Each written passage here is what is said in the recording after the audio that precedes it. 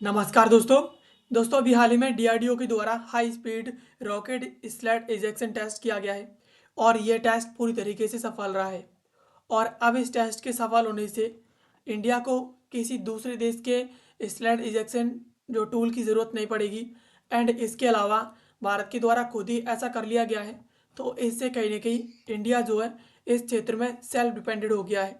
और अब जा कर के जो पायलट्स की मृत्यु हो जाती है, खासतौर पर जो फाइटर जेट्स हैं उनके क्रैश होने से, तो कहीं ना कहीं अब ये डेथ जो है, इसकी जो डेथ रेट है इसमें कहीं ना कहीं कमी आएगी। अभी हाल ही में दुबई एयर शो में एक पायलट की मृत्यु हो गई थी। तो इस जो टेस्ट के होने से और इस प्रकार की फैसिलिटी अब सभी फाइटर जेट्स में अवेलेबल होने से अब हो सकता है कि ये सभी फाइटर जेट्स इससे लेस कर दिए जाएं। तो इससे कहीं ना कहीं अब जो है पायलट की जो मृत्यु का जो रेट है अब वो कहीं ना कहीं कम होने वाला है। चलिए इसके बारे में थोड़ा विस्तार से समझते हैं कि किस प्रकार से ये टेक्नोलॉजी काम करती है और अभी हाल ही में इसका टेस्ट किस प्रकार से किया गया है। तो डीआरडीओ के द्वारा अभी हाल ही में high speed rocket sled ejection tool का यानी इसका सक्सेसफुल टेस्ट किया है और ये भारत का स्वदेशी है। एंड ये सुरक्षित इजेक्शन टेस्ट सिस्टम है भारत का, जो अब इंडिया फाइटर एयरक्राफ्ट्स हैं उनमें लगाने वाला है। ये कहीं ना कहीं पायलट सेफ्टी और जो टेस्टिंग सर्टिफिकेशन है उससे कहीं ना कहीं अब पावर देगा। चलिए समझते हैं कि इसमें क्या हुआ। तो डीआरडीओ के द्वारा एक high speed rocket sled dynamics ejection test किया गया था फाइटर एयरक्राफ्ट का सिस्टम का, और इसमें ये जो स्पीड इसकी थी वो करीब 800 किलोमीटर पर आवर की थी। और ये जो टेस्ट था वो परफॉर्म किया गया था TBRL यानी टर्मिनल बैलिस्टिक रिसर्च लेबोरेटरी के अंदर। ये चंडीगढ़ का एक rail track rocket slate facility है, उसके ऊपर ये किया गया था। इसमें LCA तेजस फॉरवर्डी एंड इसका जो डुअल स्लेट सिस्टम है उसका, एंड इसके अलावा इंस्ट्रूमेंटेड डमी पायलट्स में उपयोग किया गया था इस टेस्ट के अंदर। और कंफर्मेशन ये है कि ये टेस्ट जो है पूरी तरीके से सफल रहा है। एंड इसमें जो कॉन सीवरेंस है, एंड इसके अलावा इजेक्शन सिक्वेंसिंग है, एंड इसके अलावा यहाँ पर क्रू की जो रिकवरी है वो पूरी तरीके से सफल रही है। यानी जिस टेस्ट में जिस चीज़ की उम्मीद की गई थी वो जो पूरी तरीके से सफल रहा है। And what is rocket sled ejection test. अब ये टेस्ट क्या चीज़ है, तो डायनामिक्स टेस्ट जहाँ पर एयरक्राफ्ट इसकेप सिस्टम यानी इसमें सीट और जो कोनोपी है वो एक साथ खुल जाते हैं, यानी कॉनोपी खुल जाता है और उसके बाद सीट जो है एकदम इजेक्ट हो जाती है। और ये हाई स्पीड पर किया गया है। इसमें रॉकेट पावर्ड स्लैड यानी बहुत तेज स्पीड थी और उस स्पीड पर ऐसा किया गया है पूरी तरीके से। एंड इस टेस्ट के अंदर वैसे तो ये टेस्ट किया किया किया जाता है वो खासतौर पर नेट टेस्ट और इसके अलावा 0-0 टेस्ट पर किया जाता है, जिसमें हवाई जहाज जो है जो फाइटर जेट रहता है वो खड़ा रहता है। एंड उस कंडीशन पर ये टेस्ट किया जाता है तो उसमें एकदम जो कोनापी है वो खुल जाता है एंड उसके अलावा सीट इजेक्ट हो जाती है हाई स्पीड के साथ ये हवा में। एंड ये जो टेस्ट किया गया है वो कहीं ना कहीं हाई स्पीड पर किया गया है, तो ये काफ़ी ज़्यादा चैलेंजिंग है और ये वास्तविक है। एंड ऐसा ही ज़्यादातर हाई स्पीड फाइटर जेट्स होते हैं, तो इमरजेंसी कंडीशंस में जो हाई स्पीड पर ही इसका इजेक्शन किया जाता है, तो उसी के हिसाब से डीआरडीओ के द्वारा ये इजेक्शन टेस्ट है वो किया गया है। टेक्निकल पॉइंट की बात करें तो इसमें ड्यूअल स्लैड प्लस LCA फॉरवर्डी इसमें उपयोग किया गया है। इसमें LCA तेजस है वो फॉरवर्डी इसमें उपयोग किया गया है। एंड इसके अलावा ड्यूअल स्लैड ये जो है पूरी तरीके से 800 किलोमीटर पर आवर की स्पीड पर था। एंड इसके अलावा इसमें मल्टी सॉलिड जो प्रोपेलेंट रॉकेट है मोटर से वो इसमें उपयोग की गई थी। एंड इसके अलावा कॉनोपी फ्रेगलिसेशन एंड इसके अलावा सिवरेंस की बात करें तो कॉनोपी है वो एकदम टूट गया था या कट गया था।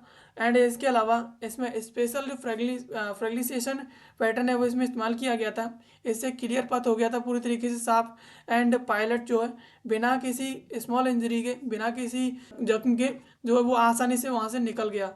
एंड इसके अलावा इजेक्शन सीक्वेंसिंग की बात करें तो ये जो इजेक्शन का पूरा पूरा सीक्वेंस है कि किस प्रकार से पायलट निकलना है, कोनों पे कब खुलना है, ये पूरी तरीके से जो है एकदम अच्छे तरीके से हुआ है। एंड यहाँ पर अब कोई भी माइक्रो जो है सेकंड्स का डिले नहीं हुआ है, तो इससे कहीं ना कहीं ये बहुत ही ज़्यादा बेहतरीन है। एंड इसके अलावा इसमें एंथ्रोपोफॉर्मिक टेस्ट डमी मॉड्यूल इसमें उपयोग किया गया था, ह्यूमन लाइक साइज्ड उसी के अनुसार वेटेड वाला एक सेंसर लिफ्टेड डमी इसमें यूज़ किया गया था, जिसमें रिकॉर्डेड किए गए थे लोड्स एंड मोमेंट्स एंड एक्सीलरेशंस, यानी कितना जो पायलट पर कितना जोर लगा है और उसकी बॉडी पर क्या इफेक्ट पड़ा है, उन सब चीज़ों का इसके जरिए जो है टेस्ट किया जाएगा। एंड ये पूरी तरीके से सफल भी रहा है। And how the fighter aircraft safety strengthen, यानी इसे कहने की जो फाइटर एयरक्राफ्ट है उसकी सेफ्टी किस प्रकार से इम्प्रूव होगी। तो ये वास्तविक हाई स्पीड वैलिडेशन है, यानी इस प्रकार से 800 किलोमीटर पर आवर की स्पीड पर ये जो टेस्ट किया गया है वो पूरी तरीके से वास्तविक है। एंड ये कहीं ना कहीं अब भारत के कॉन्फिडेंस को बढ़ाएगा। एंड जो रियल वॉर कंडीशन है उनमें या इमरजेंसी कंडीशंस के अंदर ये कहीं ना कहीं हमें अपने ही जो स्वदेशी सिस्टम है उस पर भरोसा रहेगा। एंड इसके अलावा बेटर पायलट सर्वेबिलिटी, ये कंफर्म हो जाता है पूरी तरीके से, यहाँ पर कोना भी आसानी से खुल जाता है। एंड सीट भी उस टाइम पर इजेक्ट हो जाती है, पैरासीट भी टाइम पर डिप्लॉय हो जाता है। तो इससे कहने की ये बहुत ही ज़्यादा महत्वपूर्ण है कि इस जगह पर जो पायलट है उसकी लाइफ बचने के चांसेस हाई स्पीड जो इमरजेंसीज है उनमें बहुत ज़्यादा है।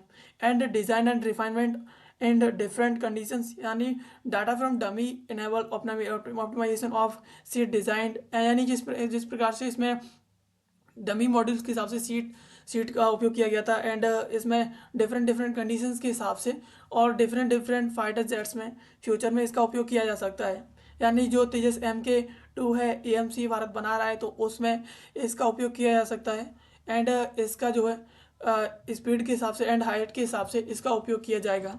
तो ये कहने की काफ़ी ज़्यादा महत्वपूर्ण है कि भारत के हर एक फाइटर जेट में अब ये जो टेस्ट हुआ है और ये सिस्टम है वो होना चाहिए।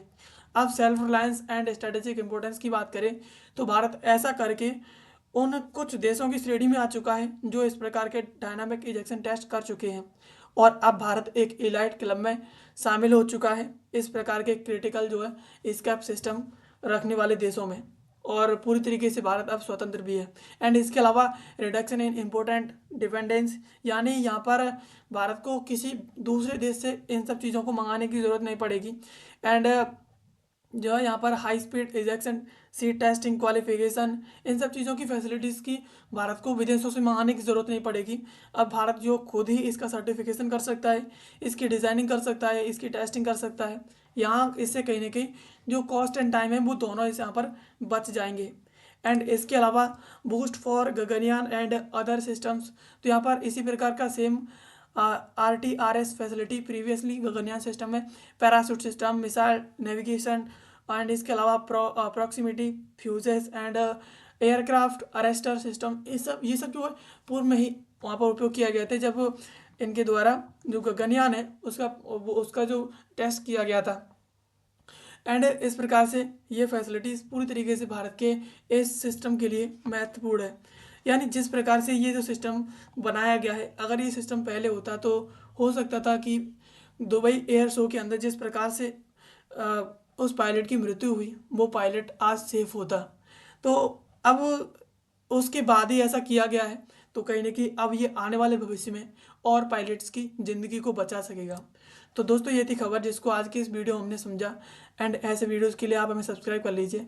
मिलते हैं किसी अगले वीडियो में किसी नए और महत्वपूर्ण टॉपिक के साथ, तब तक के लिए आप सभी का बहुत बहुत धन्यवाद।